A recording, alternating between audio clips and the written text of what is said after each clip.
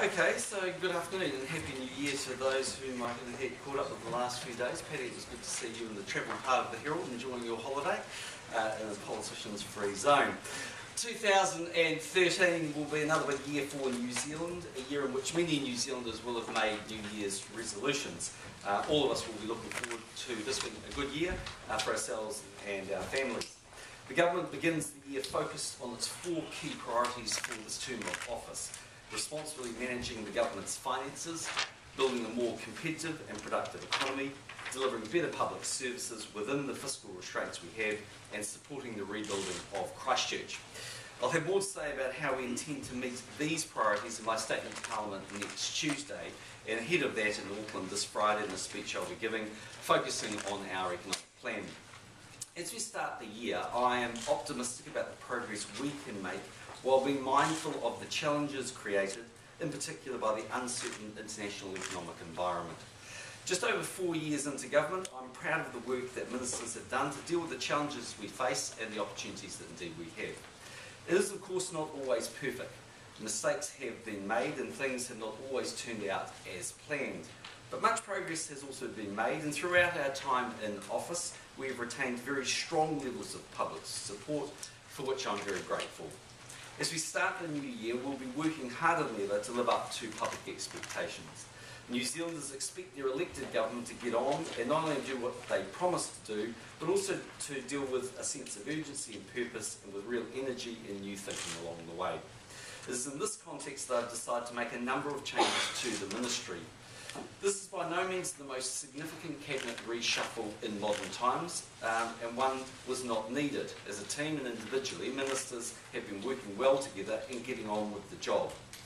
But as time goes on, it's my view that the government must from time to time renew itself, bringing in fresh energy and new thinking, as well as looking to make portfolio changes where they make sense in terms of achieving its priorities. And that is what I'm announcing today. It's not my intention to go into every detail about every single change. I have to release that list to you and take some questions in a moment. But let me outline the sort of critical changes. Firstly, David Carter will be the government's nominee for Speaker, and accordingly will resign as a minister on Tuesday the 29th of January, ahead of the vote in Parliament on the 31st of January. I want to acknowledge and thank David for his service as a minister, and I wish him very well for the future. 2 other ministers will be leaving Cabinet on the 29th of January. They are Phil Heatley and Kate Wilkinson. Both have made a real contribution to the government in their 4 years as ministers, and I thank them for their service. In asking for their resignations, I made the judgment it was time for fresh energy and ideas, and it was timely for other members of what is a talented caucus of 59 to be given an opportunity. The 3 new ministers to be appointed by the government on the 31st of January are Nick Smith, Nikki Kay and Michael Woodhouse. Nick Smith comes in as Housing and Conservation Minister. Broader housing market and social policy issues are topical and of real public interest. And I know that Nick will bring his energy and ideas to this portfolio.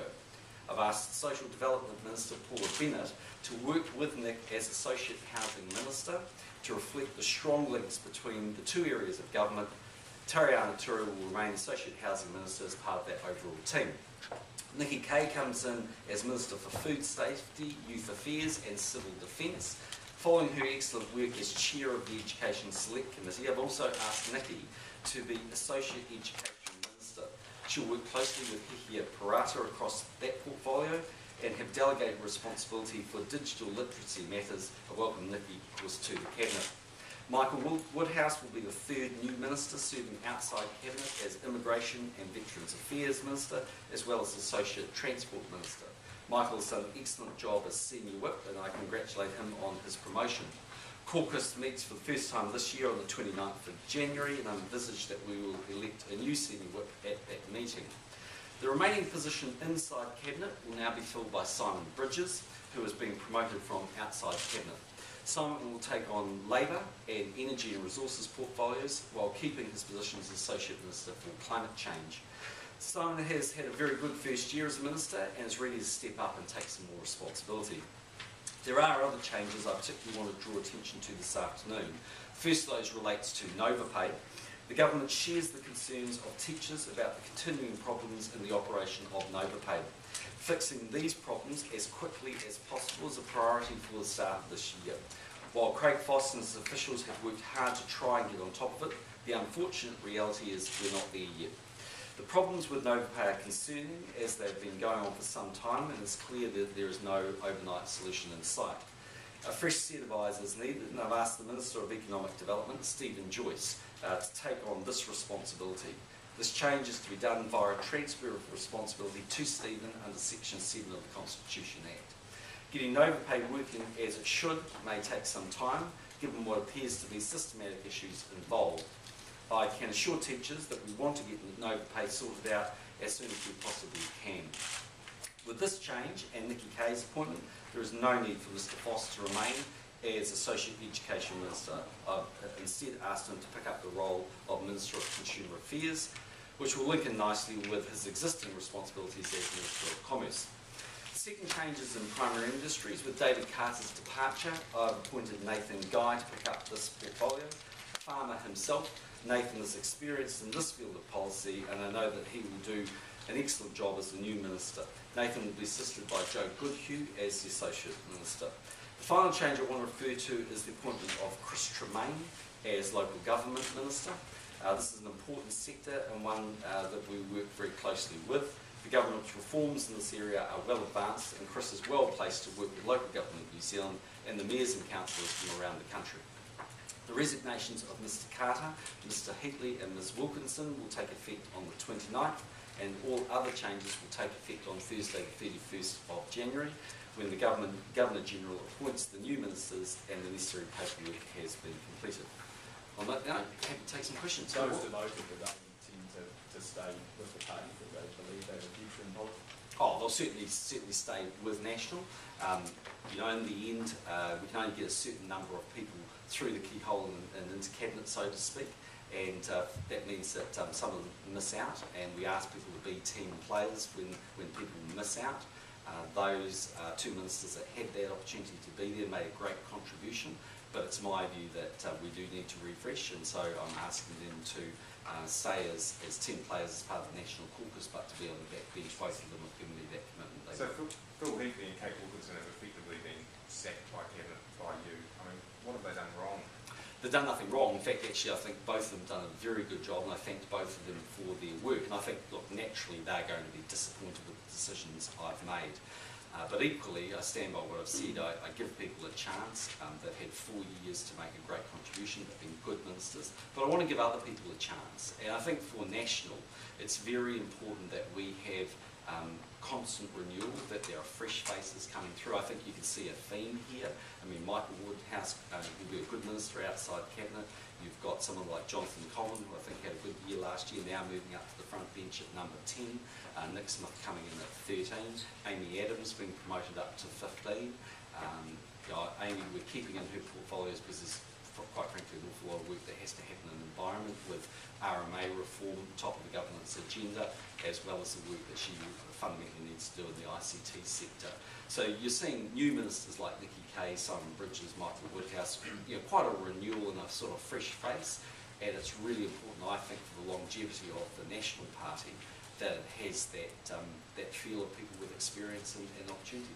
But has Kate Wilkinson paid the price for Pike River and her handling of that? No, those issues are completely separated. I mean, she did resign, I think rightfully so, as the Minister of Labour as a result of the Pike River issue, but that was a reflection of the government taking its failures seriously, and she did absolutely the right thing. But irrelevant of Pike River, I still would have replaced her as Minister at the start of this year, because it's my view we need to bring in some new talent into the cabinet. What's your thinking around Nikki Kay's promotion, and what's her role working with Hector Parata? Yeah, so a few things here.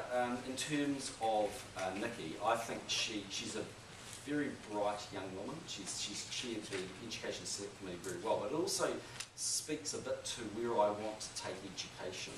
And so obviously the information we give parents, national standards, working very aggressively to continue to improve the quality of that information is critical to me and critical to New Zealand parents.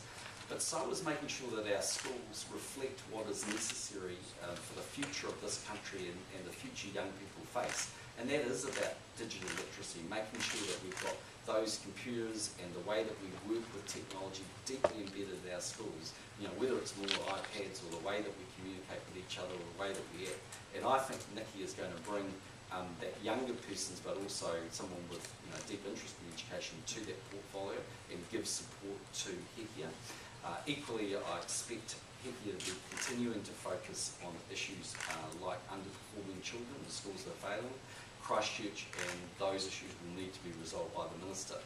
I deliberately gave Nova Pay and took that issue to Stephen Joyce, and I did actually fundamentally with Bill English, because the government has to take responsibility for that issue. It does, and it always has, but we need to elevate that to a senior level, and frankly, those involved in that, the providers of that system, have to be on notice that the government now has this as a major priority to resolve.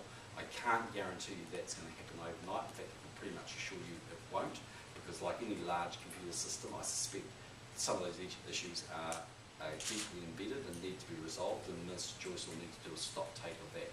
But when it comes to answering those questions and sorting those issues out, he'll be the person in the House doing that. That leaves Hekia Parata in a position to focus on those 4 key issues that we talked about. Was Craig Voss out of his depth on that? Was Craig Voss out of his depth when it came to Nova Pay? No, I don't think that's right, but what is right is I think we really need those senior ministers now to drill down into this thing and get on top of it. I can't have Nova Pay lingering on forever as an issue dogging the Cabinet and the government. Now, look, there may well be issues that present themselves, for quite a period of time. The reality is we don't know everything, we don't know, and some things in there I suspect we don't know. And it's a complex system, probably even under the old system I suspect there were problems from time to time as well. So it depends on your definition of success. But we've got to improve from where we are, and that's a matter of urgency now. Is this another example of Stephen Joyce saying that fix it by the National? No, I don't think it's a good example of Stephen being the Minister of Fix It or everything, but it's a good example that I have enormous confidence in him and Bill English to get on top of these issues. We need senior ministers with a lot of grunt. He's got a huge amount of sort of previous commercial experience, and to a certain degree this is now becoming rapidly a commercial matter with the providers. And look, between Bill and Stephen, they had a discussion after I raised the matter with them about how they would resolve that. It seemed to fit better into MBI than finance, but it's fair to say both of them will be taking a damn Is it Why fair was to that say the ground under the Constitution Act? just because he isn't having a delegation as associate education, and so to give him that responsibility, we do it as a transfer. So it's not unusual. We do transfers all the time when there are potential conflicts of interest, but we don't. It means he's not an associate minister of education. He's clearly the tertiary education minister. So did he essentially appoint himself? No, I mean, well, the only person under our rules that can appoint anybody is me when it comes to cabinet matters. So I've appointed him, but it's fair to say that a small group of very senior ministers reached the view that was the right conclusion. Is Phil Heatley's departure a sign that that sector has been underperforming because the government had earmarked energy as a key part of your growth strategy, and it hasn't been performing, hasn't lived up to it? I'm not sure I would agree with that conclusion. I think there has been tremendous progress made in energy and resources, and Phil's done a good job in that area. I think everyone's aware of both the complexities and the opportunities that rest in that sector, but I think it will be, it's appropriate that a new minister comes in, Simon Bridges will bring a good level of energy, to that. In terms of housing, housing, I think it's important to understand with housing. It's multifaceted. There are many component parts there. There's obviously the provision of housing by the government, whether that's through Housing New Zealand or the social housing sector, working with that sector. And that's one area where the government's made a lot of progress and done some good things.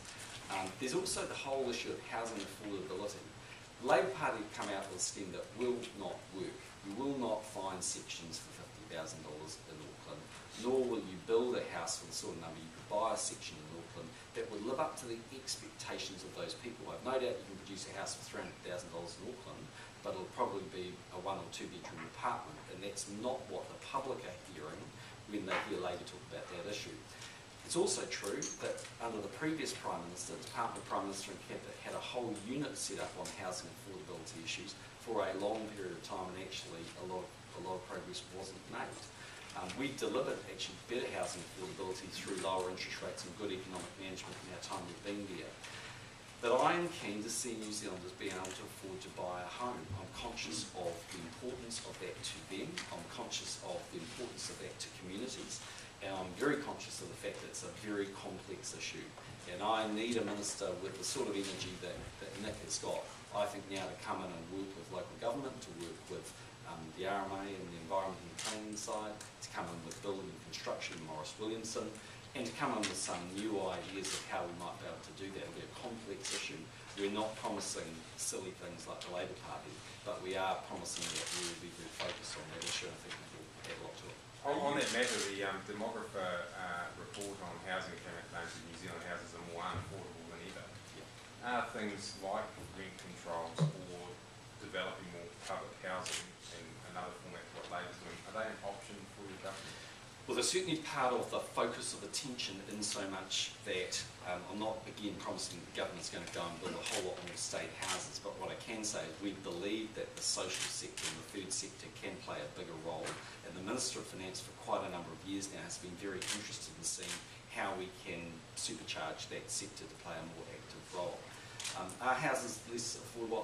I haven't seen a demographic study, but what I'd say is in terms of the biggest single core issue for New Zealanders being able to purchase a home, it's actually far more about interest rates and their capacity to meet their mortgage than it is about anything else, because whether we like it or not, banks, by one mechanism or another, will be funding people pretty much right up to the limit through a variety of different forms. So, in fact, given we've got interest rates on 50-year lows, and I would say that, that there are issues in that sector, but I'm not entirely sure I'd say they're the least affordable they've been. Just on Max Smith, Yep. You assured there's now no more skeletons in his closet. Well, look, in the end, you can only work on the information you know, and I've been around politics long enough to know that there's, if I had $1 for every rumour, well, I'd probably be richer than maybe I am. But so, okay, maybe that'd be useful. But the bottom line is that I think Nick has made a mistake. I think he did the right thing stepping down, but in the end, it's time for him to come back. He brings a lot to the table, and I'm pretty confident he'll get through that. Give us a background. Why did you go for Tremaine into local government over Nick Smith? Because Nick had some background in local government. Primarily because I wanted to put Nick deliberately in housing, and I also wanted to put him in conservation. I think it's important. Again, often National is seen as or portrayed, at least by our political opponents, as not having the kind of environmental concern that some people would argue is important. I disagree with that. In fact, I think we've done a lot when it's come to the environment. We don't always get credit for it. But Nick's passionate about that area and the role he's played with Blue Greens. I wanted to leave Amy in environment, but I certainly wanted Nick as part of that team. With the state of Russia reluctant to take on the job of Speaker, and has there been any talk of any further jobs post the Speaker role? In terms of the latter, no, there isn't talk of he's happy to take up that position. In terms of was he reluctant, I think the way I would probably describe it more is he was happy to do anything I wanted him to do, and he was certainly happy to take this responsibility. And when I first had discussions with him, he's essentially sort of, if I was to summarise that, would say probably hadn't something he'd thought of, but now it was on the table. He was definitely interested in that.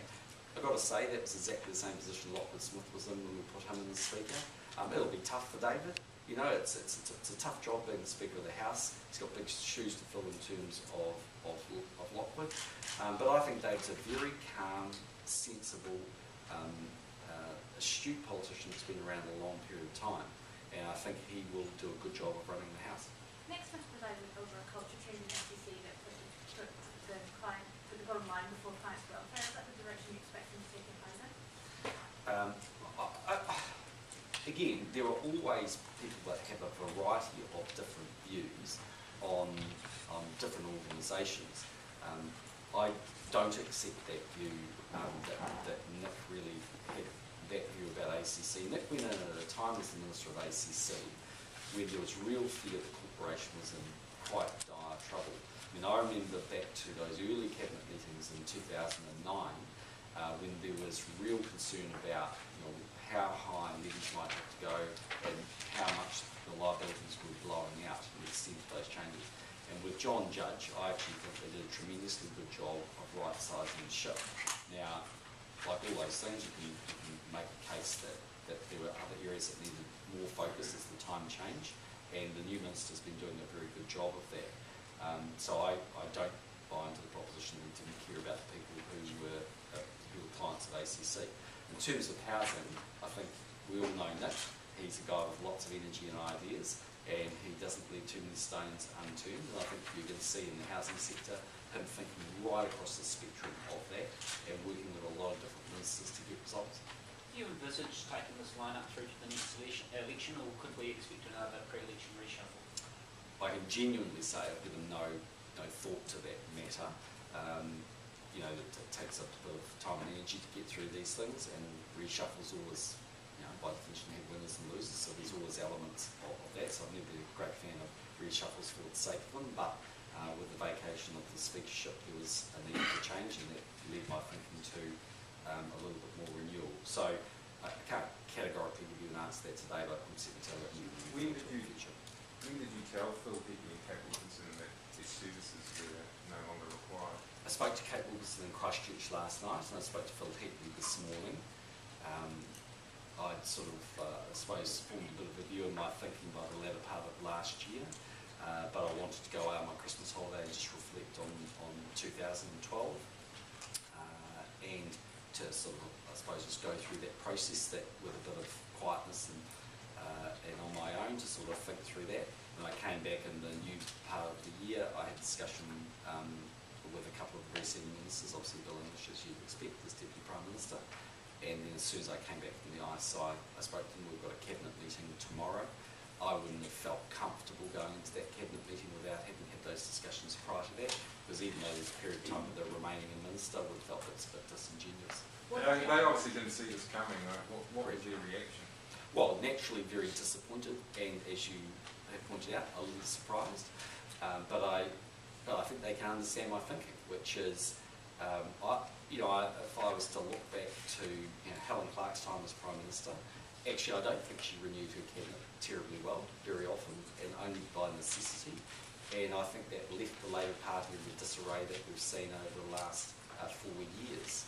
And I am very committed to making sure that there is a strong breadth and depth of talent at various different stages of their development coming through Cabinet. And I think that's what a responsible Prime Minister, and in this case, leader of the National Party does. Does this show then, because they are quite major changes, how worried you are about the election? No, not at all. I mean, I think we've got a tremendous team. I mean, in this regard, I kind of act somewhat like a CEO, if you like, and a CEO of the company takes the best team that they think into the challenges that that organisation faces, and I believe this is the best lineup at stages of their development. It's just, I think, a logical set of moves. I wouldn't describe them as major changes, but I think they will assist the government in delivering on its agenda. What did you tell Phil Hickley? Sorry? What did you tell Phil Hickley? Pretty much exactly what I told you, that I thanked him for his contribution. I thought he'd done a good job over the 4-year period, as I said to Kate. I appreciated all the work they did, and I thought New Zealanders would appreciate the work they did. But in the end, I wanted to have some renewal, I wanted to have some fresh thinking, and I was asking him to step down as a minister. Do you want to extend that to your MPs as well? If you want renewal in Cabinet, do you want renewal in caucus, and should Mr Heatley, Ms Wilkinson and other MPs in the caucus, would you be expecting some of them to stand aside over the next 3 years to let fresh blood in 2014? No, there's no correlation in terms of the longevity of the political careers of Phil Hickley or Kate Wilkinson. Frankly, I'd be delighted if they stayed in long-term and rested in 2014. Hope they do. But equally, in the end, inevitably, when you get into the election cycle, MPs think about their future right across the Parliament. And it's fair to say I was, a little surprised in 2011 with, the odd resignation. I wasn't expecting some that I was. So I can't tell you what's going to happen in 2014. May well be some people that decide to finish their time and contribution in Parliament. But there shouldn't be as a result of these changes. Does this mean that the entire cabinet's on notice that if you don't think their energies and faces are fresh enough that they might be out as well? Well, in the end, you know, we're all accountable. I'm accountable to the New Zealand public for the job I do as Prime Minister, and as long as I continue to enjoy their support via the ballot box and via the support of the National Party caucus, then I'll be in my job. And it's equally true, as long as they continue to perform in their jobs, they will continue to enjoy my support. But I think it's important that, you know, from time to time there are changes. Organisations do make changes and they do refresh. This is a new year. We've got a big agenda in front of us. We're a very determined government, and frankly we want to be there for a long time, and we're going to continue to refresh when it makes sense to do so. You said earlier that overpay was increasingly becoming a commercial type issue. Is there a way to get out of the overpay deal, i.e. to remove them as the provider and go with another IT provider? Is there some method or option to do that? Well, I practically can't answer that question. I think over time, Minister Joyce and Peter Hughes, as the Chief Executive, would be able to give you a stronger steer on that. Unless there's something I don't know, I don't think that's really the step we're looking to take, because I think it's worth remembering, overpay in the end, the history of it is well known. I mean, it's a scheme that Labor started with. It's big and it's complex and it's been around for an awfully long period of time. So I don't think we're thinking it's kind of instance revisited and all of a sudden it can't survive. In fact, improvements have been made and some things have been definitely getting better, and there's been a greater sense of urgency from talent too, from what I can see. But it also signifies to you that I take it seriously, and I take it seriously when teachers aren't paid properly. They do a damn good job for our kids, and I need them to be on side as much as I can. And I'm committed, like I would be to any set large group of New Zealand taxpayers and workers that are paid properly. Isn't the signal coming a little bit late though? Well, again, I don't think that's right. I mean, we could rehearse all the history of what happened in 2012, but the reality was there was a board that went through all of the assessment of whether it was good to go. The assessment was that it was, commitments were made, and to a certain degree some of them were met, but it's a complex system with a lot of moving parts. So, yeah, of course, you can argue you could have done more last year, but it still would have been after the issue's been identified, because the board basically came out and said it's good to run. So in the end, this is about going forward, not looking back. So do you regret not elevating this to a senior minister earlier? No, but we're in 2013, we're in a new year, and it's time to deal with that issue. So when you say commercial, I mean, would Stephen Joyce perhaps be able to find other ways of getting compensation or lessening what the Ministry of Education is paying overpay? Well, one thing we know about Stephen Joyce is he is thorough and meticulous and can be tough. So if I were the providers of that system, I'd be on notice.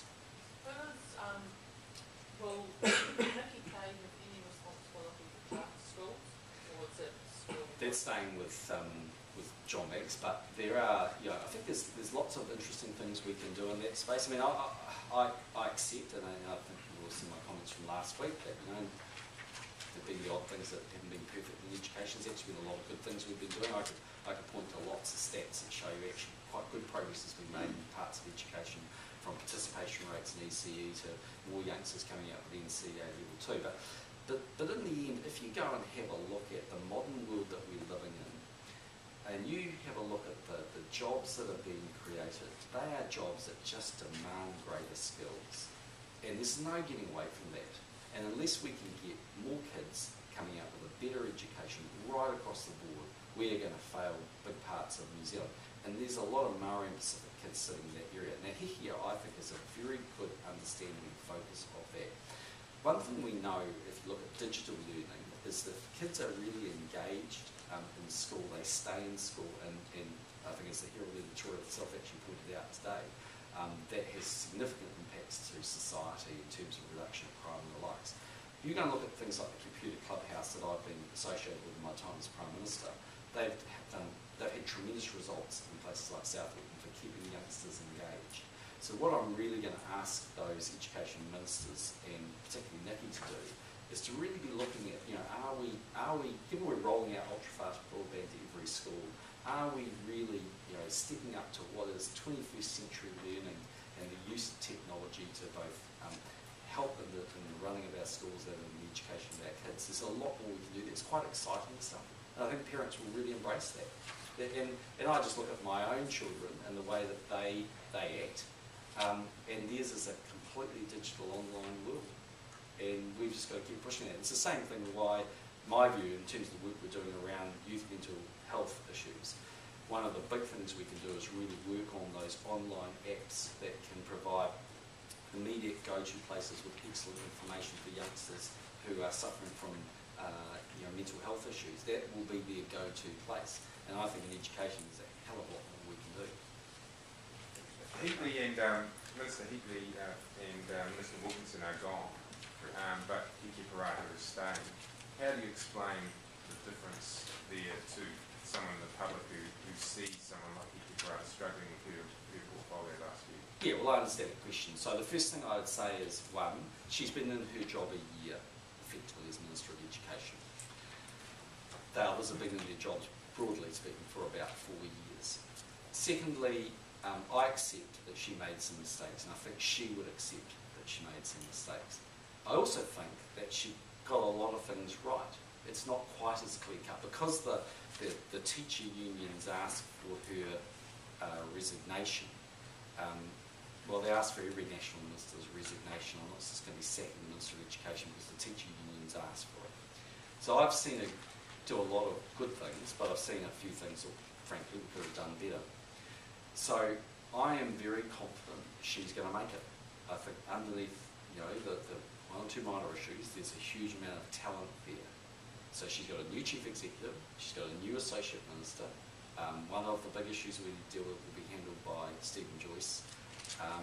It's a new year, and let's see how it goes. Why couldn't she handle the issue? Sorry, I'm going to have to wrap this Would up. it be fair to say she's on notice that basically if she can't emerge from the end of this year with all that support around her, doing really well, that that would be the time for her to go? Yeah, so I'll tell you this last question I can, I've just got to go to something else. But what I would say is, no, I wouldn't characterise it in those terms. In the end, under the National Party rules, the decision of whether someone's a minister or not is a pretty simple test. It comes down to the confidence of the Prime Minister and leader of the National Party at the time. This happens to be me on this occasion. And there are lots of different factors that go in there. And if I have doubts about people, I can't leave them as a minister or make them a minister. And in the end, I have to, because in the end I'm accountable, I have to feel absolute confidence. And while I accept the criticism of her, and I actually accept some of it as being right, I also see in her someone with lots of potential, and I have complete confidence in her she's going to get it right. And in the end, if she doesn't, it'll be the same for like any minister that doesn't, including myself. There's a democratic process we go through, and it has ramifications. But as I stand here today, I'm very confident she's going to do a good job. How's your health now anymore? I'm totally fine, yeah. Look, they ran a bank test on me. They'd ironically run an extensive bank to go down to Antarctica. The tests are fine, and I don't have an explanation for it. It was a very, very weird kind of thing. I just literally came on, fainted, but people do faint. It happens all the time, and just the way it goes. So I feel good. Have you fainted before? No, I haven't fainted before. First time for everything, but trying not to repeat it. Thanks very much.